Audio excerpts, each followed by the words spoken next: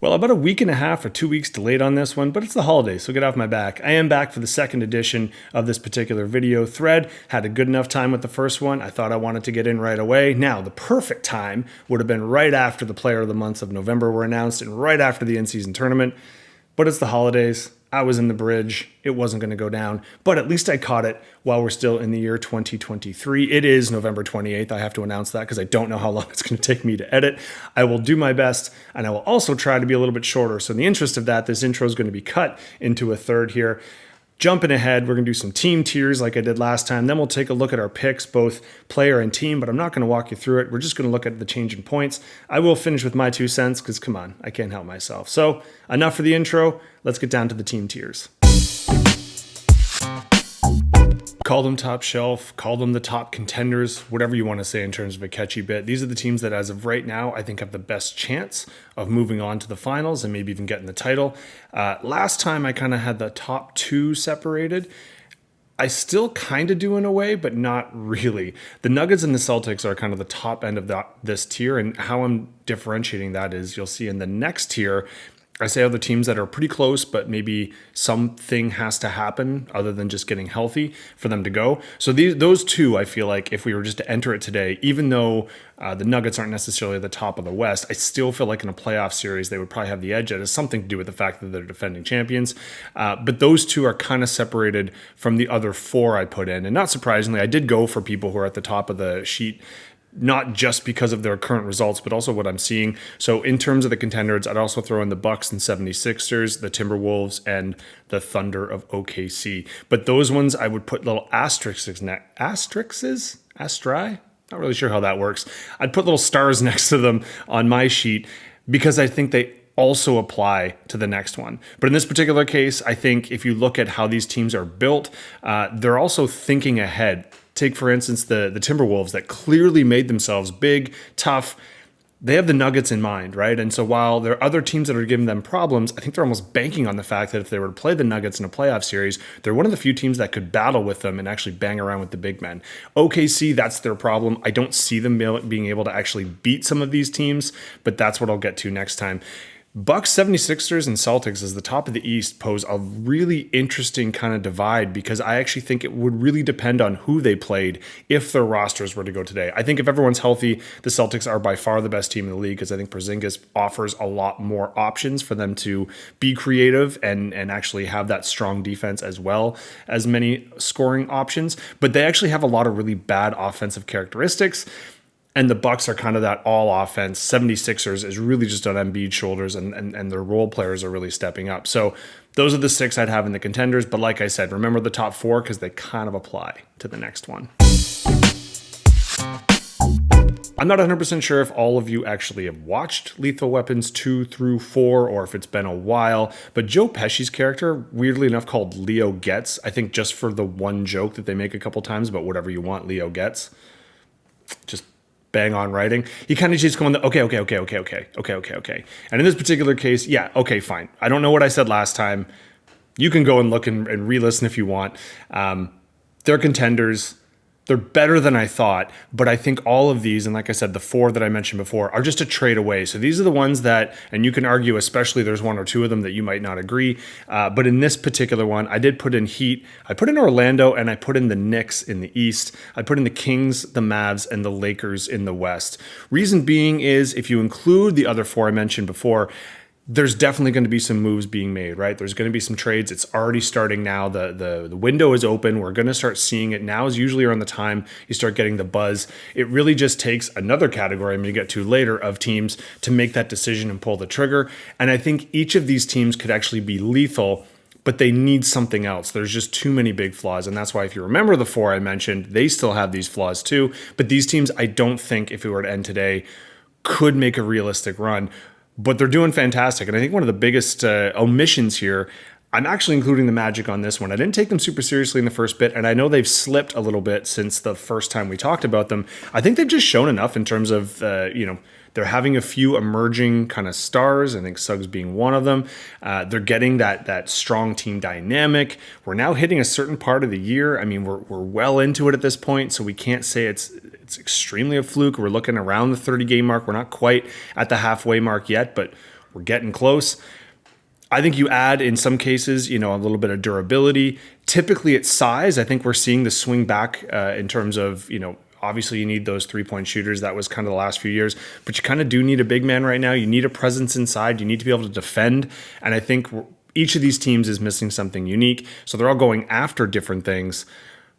But I would say that they are that one trade away. Now, I did put another star next to the Lakers because they also apply to one that comes up in a couple tiers later. So we'll put a pin in that, and I'll get to them in a second.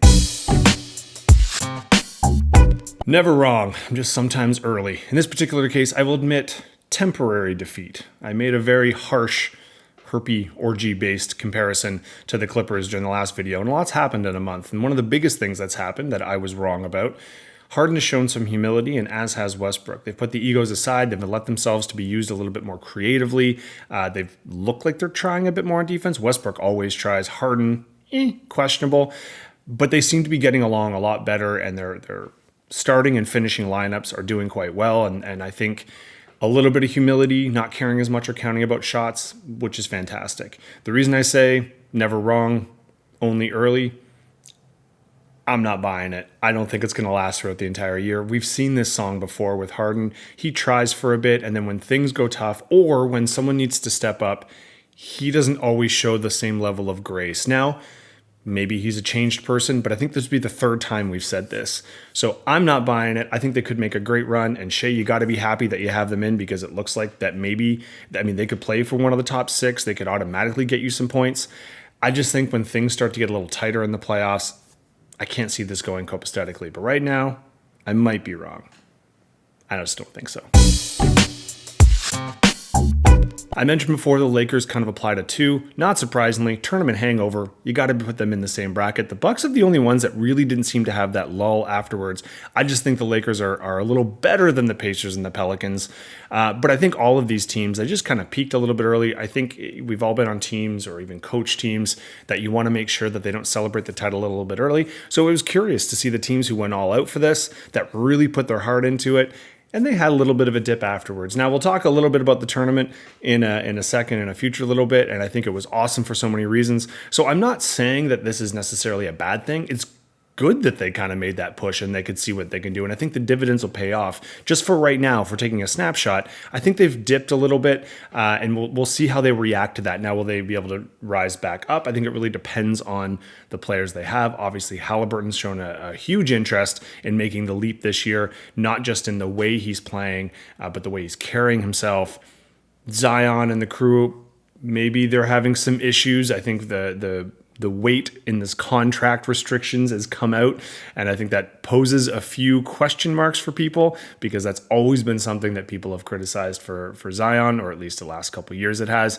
And in terms of the Lakers, the reason I say hangover, they just obviously went for it, but we know this. I mean, they've actually been uncharacteristically healthy, and I will knock on wood as someone who actually has them right now, so I have a vested interest. I've already gotten points off them, but I'd love to get some more.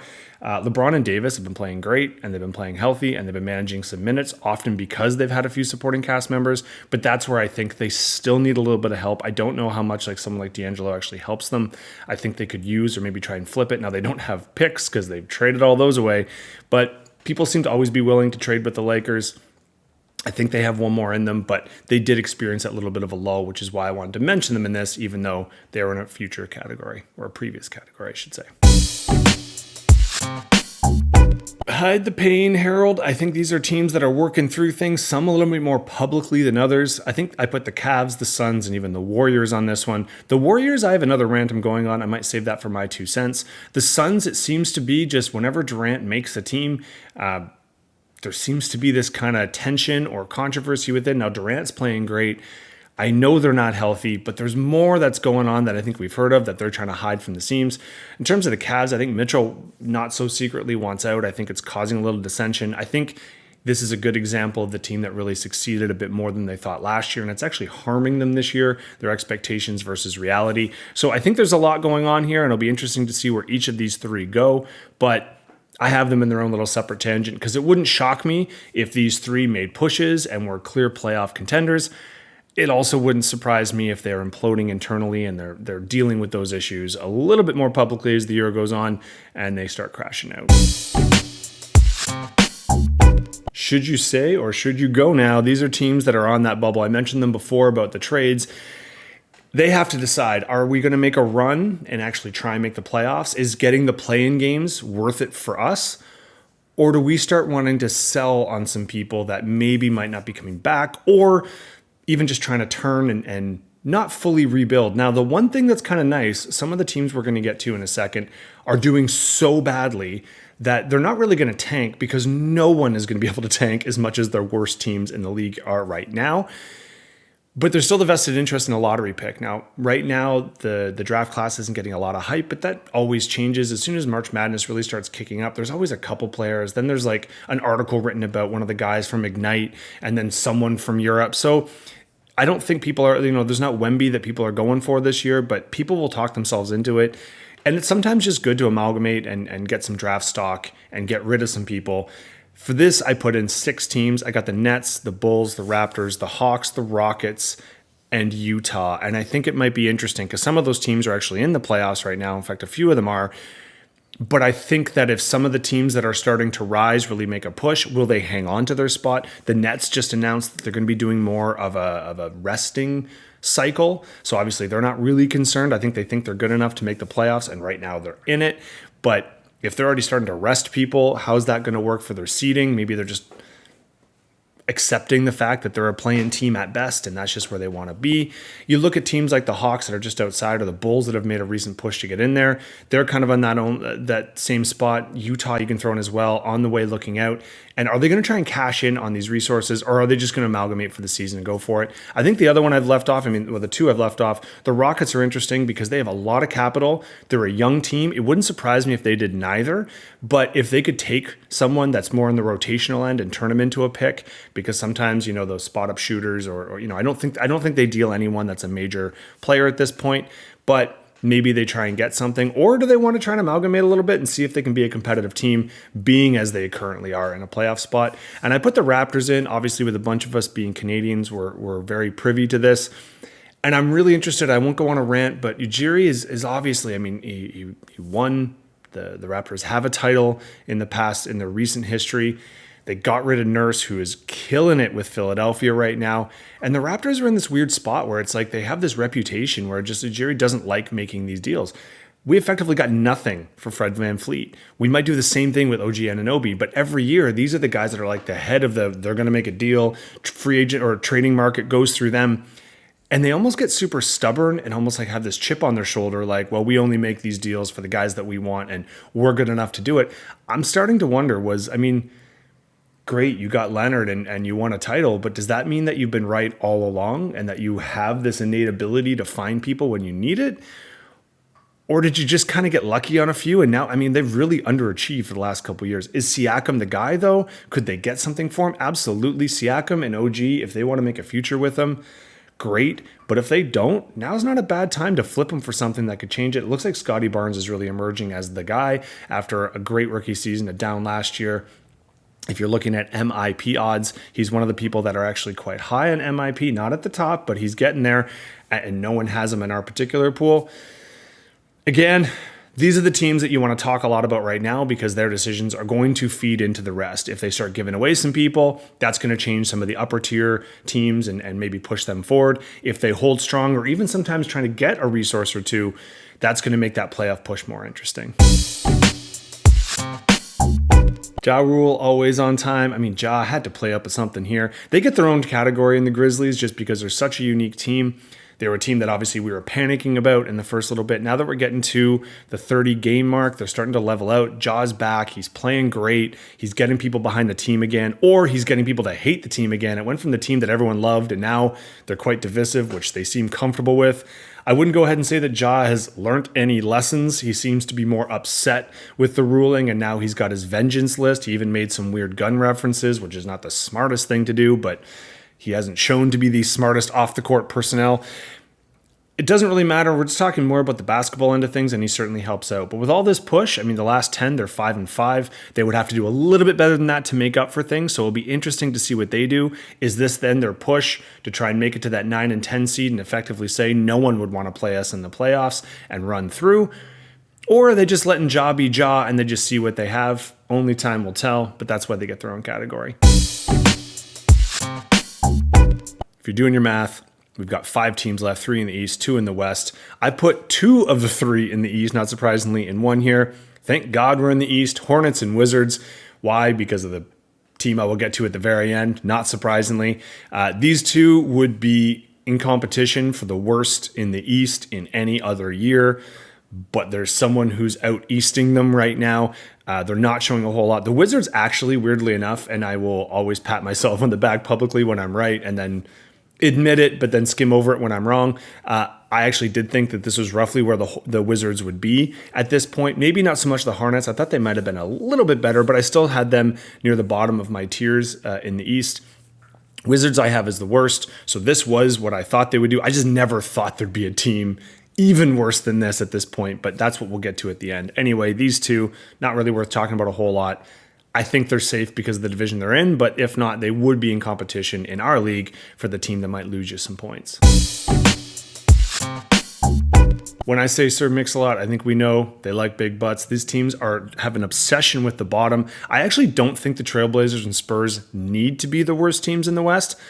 They almost seem to want to be. I think for whatever reason, I mean, the Trailblazers have their own issues, and obviously taking Scoot, they knew as a guard, they got rid of Damian, so they were going to reinvent themselves. So I think they're comfortable with the rebuild, and they're in no real rush to get better right away. When it comes to the Spurs, it almost seems like Popovich is purposely being crappy. I don't know how much, I mean, I'm assuming basketball fans, you've seen a bit of Wemby. It is so obvious that everyone in the world knows they just need some good guard play. They need a point guard for Wemby, and they're just refusing. It's almost like it's an open audition for everyone else in the Spurs. Now, is Popovich just going to flip a switch and then suddenly stop playing around with his roster? It definitely looks like we're watching a tryout as it goes on. So if they make that decision, they could definitely rise up, and I don't think then Shea would mind because he didn't even take them in the last round, but the second to last round here, and they are looking right now that they're going to cost him some points, but they don't need to. It's like they're trying to do this, but I could be wrong. Who knows? You know, if they're not going to try, I'm not even going to try to name them something clever. So here we are, Pistons. You get your own category, and I named it after you because you don't deserve creativity. The only thing that's crazy is they haven't won since the last time I did this. I think we've all heard the funny bits, like the Diamondbacks have won a game more recently than the Detroit Pistons. Or if Detroit keeps this up, then they will hold the worst overall season record, single season record in each of the 4 major sports since the 2000s, because the Red Wings, the Tigers, and obviously the Lions went over, so that at least be tied with that. I don't know what's happening here, but it's almost now, when we say this idea of momentum and that winning is addictive, so is losing. And here's the problem here. They actually have some really good young talent. If you saw the game more recently, Cade looked fantastic. And then they just ran out because, I mean, even Thompson as a pick, I like it. There's a lot of plants here, or a lot of people that should be better than this.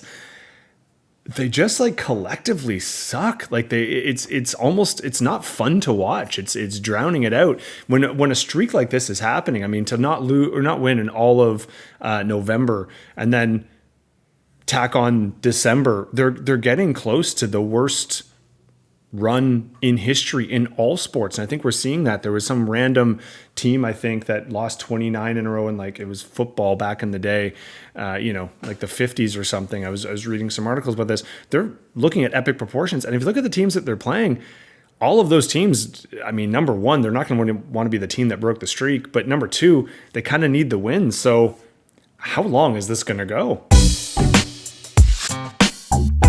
Unlike last time, I don't need to go through each team and dissect each element, but I did want to talk about some of the point getters and where we're at. So we'll do the best on this one. You're going to notice a lot of points on the board right now. So if you haven't noticed it, go take a look.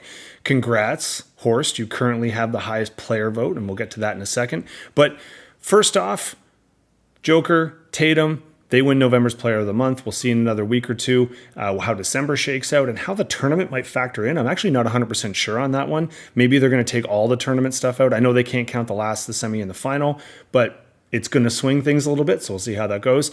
Remember the other element, and the reason my Horst is on top here, we had an MVP and we had an all-tournament team. So this was a little bit more, and we can talk about whether we like this, but LeBron being the MVP, plus he was in the all-tournament. If you didn't see it, it was Giannis, Davis, Durant, Hallie, and LeBron that all got it. So the points got distributed there. So the nice thing is that Jokic and Tatum were not a part of that, so now we have more teams with more points. Sorry, Shea, so far so bad, not for you, but I would be willing to bet, looking at your roster, you're going to have some players of the month upcoming potentially. But this gives us a good kind of litmus test of where we're at, why the players kind of cared in that sense, and I think that just really helped make the leap. I'm going to get more to that though when I talk about the teams and how that all tournament kind of swung a few early points, which we haven't seen in previous years. But in terms of our players, remember we got to look at our stats. So just quickly, this is a snapshot as of the 28th of November before the games start. I'll see how quickly I can get the games out or this out. Right now, in terms of your points here, look at someone like Embiid. Right now, he is our scoring leader with 35 points a game. Luka's in second with about 33 and change. So there's actually quite a big gap there with SGA and Giannis and Durant kind of rounding down, but they're just over 30 right now. Embiid, that's them on the top. The rebounding crown right now is a little bit tighter. Okay, so Rennie, you might be happy to know that Davis currently has it at 12.4, but Joker is 12.3, so not far behind. Sabonis, 12.1, so Rennie, that's you happy again. Gobert right after that, so that's not you, that's jumping over. Chainer would be happy about that. And then Embiid again at 11.7, which isn't that far off, although not as likely maybe necessarily to make that leap, but he's already got points, so Chainer, you're happy. Assists, I'm happy because at 12 solid is Halliburton with Trey at 11.3. Everyone else is below 10, although Luka and Joker are up there. So Joker could be averaging a triple-double. Don't know if people caught on to that one. For steals, SGA's got it right now with 2.75, and he's actually got quite a big lead, 1.82 steals, so under 2, or he's got just under 3. So right now that's his to lose. Blocks, shockingly enough, the no longer rookie of the year favorite, get to that in a second. Wemby's the only one over 3 blocks a game. Lopez is at 2.9. Then we have a few people below. I believe Davis is around there, Kessler, people like that. This brings us to our awards, and remember, this is going off FanDuel odds, so nothing guaranteed on this one, and these actually changed quite a bit. The MVP right now, currently, the MVP odds-on favorite is Embiid, but Joker's right there. They're really close together, so we'll see how that kind of fares. But most people that are writing about it are saying this is a 5-person race with Giannis, SGA, and Luka also in the hunt. If you notice, the MVP is very much a narrative award. Last year, that's what became so... I understand why the push happened, and I know that people wanted to make sure that everyone was being seen. And after, Joker and Jokic kind of having the favor, there was this Embiid push, and I think people made it a bigger deal in some facets. While that's probably appropriate in some ways, it made the race super not fun because it usually is narrative based. So this is one that I expect will level out. But remember, one narrative, if you're looking at Luka, he went on that run of plus 30-point games in a row. Christmas Day is a really big day. I'm going to get that actually I'm going to save that for the next video. We talk a little bit more about Christmas and the games. But to have a monster game at Christmas really helps because that's one of those everyone pays attention, although NFL kind of stole that this year. So just something to pay attention to. Rookie of the year, one of the biggest swings. Wemby's no longer the odds-on favorite. I mentioned last video he was losing it. Now Chet fully has taken over as the favorite. Defensive player of the year, Gobert is currently our leading getter. Chainer's beaming at that one because he got him late on a massive steal. But Davis, Chet, and Triple J are all in the running right now. So that's, points later on. So Jaren Jackson Jr. does still have still have a dog in the fight. As of right now, no one really has anyone on the MIP, the most improved. I have the closest, but Halliburton is a 30-1 odds. People like Maxey, Şengün are already way ahead of him in terms of odds, so we'll see how that works. In terms of clutch, which I still don't fully understand how it's going to happen, but it is what it is. Lillard and LeBron are pretty close together, but Lillard currently is the favorite, so Renee's got to be happy with that. LeBron just seems to win when he wants to win things. Horst would be happy about that, with SGA, Halliburton, and Curry kind of rounding that one out. And then we look at the sixth man. Right now, nobody else has anyone on the sixth man except for I have Reeves as the current favorite to take it home. When it comes to some of the other ones like Teammate and Social Justice, I don't take odds on that because I have no clue how that one's going to be decided, nor does Vegas, so they kind of leave that one alone. So that's where we stand. You can do the math in your heads, folks. There are a lot of people, though, that are not taken by our particular group here. Think about that when the All-Star break hits. Now let's go into some team points. Obviously, this is new. The team points, we've always had to wait till the end of the year to sort them out. Now we get a little bit of love on the way in, and I actually lucked out. I mentioned in the last video, Horst had a massive advantage having 3 teams. I was okay with 2, but turns out I got the 2 finalists, so boom, boom, good for me. I'm going to be the league leader in teams until the very end, in which case, looking at my teams, I need all the points I can get right now because I don't know if all of my picks will pan out in quite a great way. But this was a really good result of the in-season tournament, which I will not repeat myself because I did say in the first video how much I liked it, and it gave an idea of kind of the starting rosters and all that stuff, or the tight 8. But if you actually go back, if you watch them all, or if you go back and see them all, there was a few key moments where I'm like, right, this is another thing it adds. One in particular, the Pacers-Celtics game, I thought was super interesting. There was a bit of a lull in the second quarter, but 3 of the 4 quarters were playoff basketball, and it was tough, and they were playing at each other. And one of the best things I saw is the Celtics kind of definitely had that. They fell flat. They weren't hitting shots. They let the Pacers dictate pace, and they walked off the floor with that, like, all right, we're going to remember this. And that happens with tough teams and teams that want to be good. But normally when that happens, what they mean is next year. Now with the tournament, they mean in a few months, we're going to remember this. And if we see you in the playoffs, don't think we haven't remembered this. So while it could be a huge push for the Pacers and the confidence that they took down the Celtics, they took them down in 1 game. The Celtics are going to have that confidence to be like, yeah, we'll see you when we see you. And I think that actually adds a cool element. Some of the other elements I think is just developing that rivalry a little bit earlier. Take a look. We had the Bucks. I mean, if you hadn't seen the Bucks, you probably, number one, noticed that Giannis is just unstoppable when he wants to be. I think Lopez plays more of a role than most people think. So if you actually watched that game, but you hadn't watched a lot of Bucks games, maybe you have a better idea there. But what did we see almost directly after? We see Giannis looking for a game ball, screaming at Halliburton in the papers, where's my effing ball? Meanwhile, they took it, and now there's videos suggest they did it on the stupid game playing. I got to think that happens more because they got knocked out, right? And I think that's now a playoff matchup that we're going to have already ammo. We're going to have a matchup in a game that mattered in the in-season tournament. We're going to have already some pettiness. That's a playoff season ready to happen. I mean, you can't do what Halliburton did. Don't forget in the in-season tournament, he Dame when he hit a big shot. He knows what he's doing. He's definitely using his stature. And if you love those kind of in-season rivalries that can explode into the postseason, you got to love that. Taking a look, though, our Lakers were the in-season champion, and I'm an idiot. Like I said, I will admit when I'm wrong. How did I not see? I even said, why would the Lakers be trying? They want to stay healthy. Of course LeBron wanted to win the first in-season tournament. Of course he would throw everything at it just to show everyone in the league that he still got it, that screw the record. It doesn't matter where they finish, that if they make the playoffs, you don't want to go through him and Davis and then whoever else is stepping up. Right now it's Reeves, and considering I have Reeves, I don't mind that at all.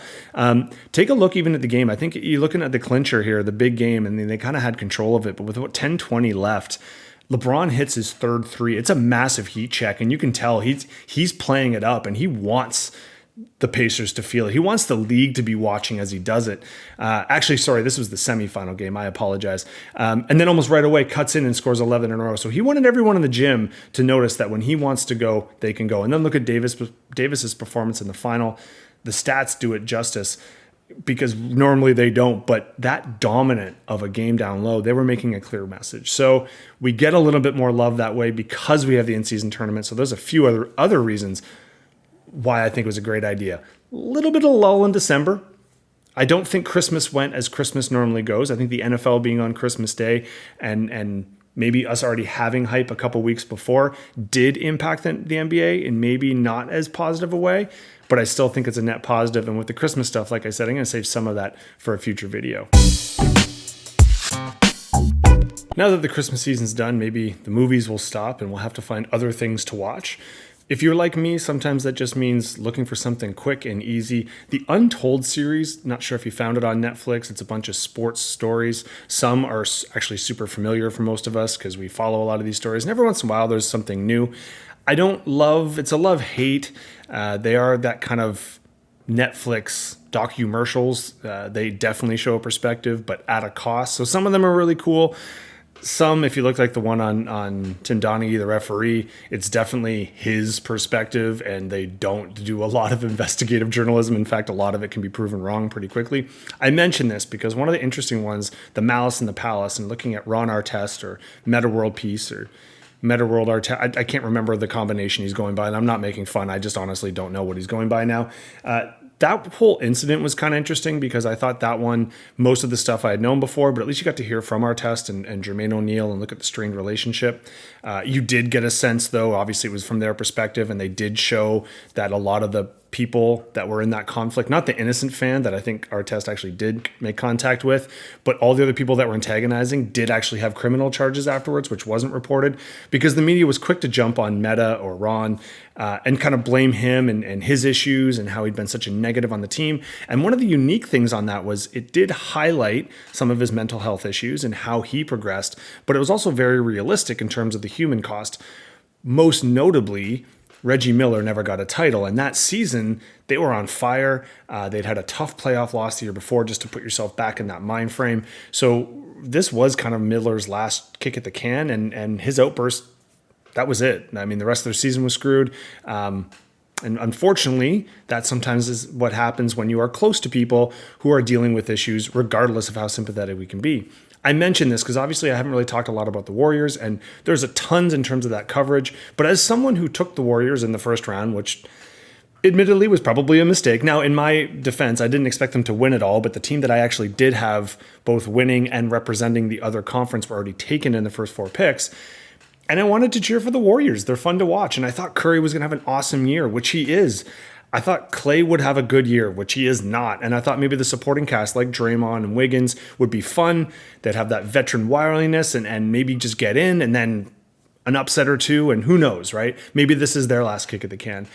As we all know, though, Draymond's having a rough little stretch here, but this is the part that interests me. And I'm going to spoiler alert. I don't have a good conclusion to this because I don't really know exactly how I would want this concluded.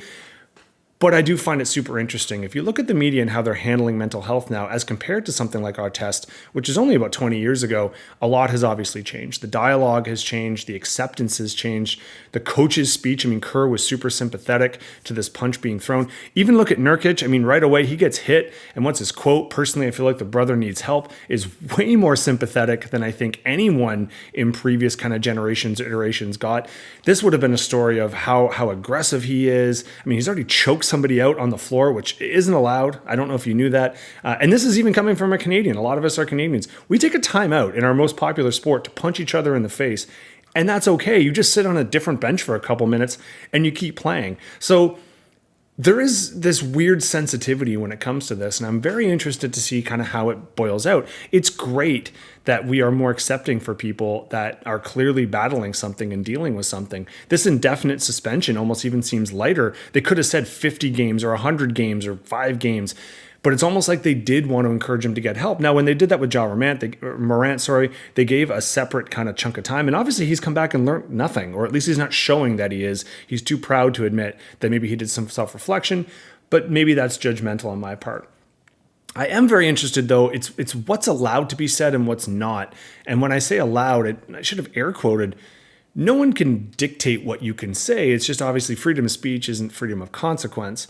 And I'm curious, are sportscasters not talking about Draymond in the more negative because they want to show support, or because they're scared of the repercussions if they're seen as overly harsh? I know there's people out there in every facet that are yelling anything. I'm talking more the mainstream people that tend to direct the central sports narrative. So for me, that's kind of one of the more interesting things to see this year and kind of make you think where you stand on this. I don't know, part of me does like that he's getting some attention and that hopefully he's taking some time.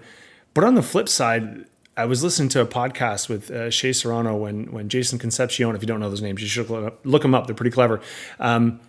he kind of listed all of the issues since 2016. This is not an isolated incident, obviously. I mean, we know him as a nut puncher, nut kicker in the NBA Finals. Now, I don't think that cost the Warriors that year against the Cavs. The Cavs probably had control of that anyway, but sure as crap didn't help to get kicked out of a central game and for something so frivolous. And obviously, again, we're only a month removed for him just choking someone for no particular reason. So this isn't really something that is out of character.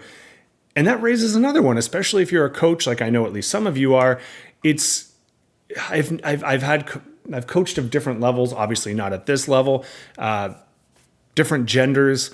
And no matter what, every winning team I've had kind of does have that little bit of the mofo and the attitude of this like irrational confidence. And sometimes you need that person on the team that says the things or acts like they got it or can be physical and even intimidating, because people just follow along with that. And then you get the confidence builds.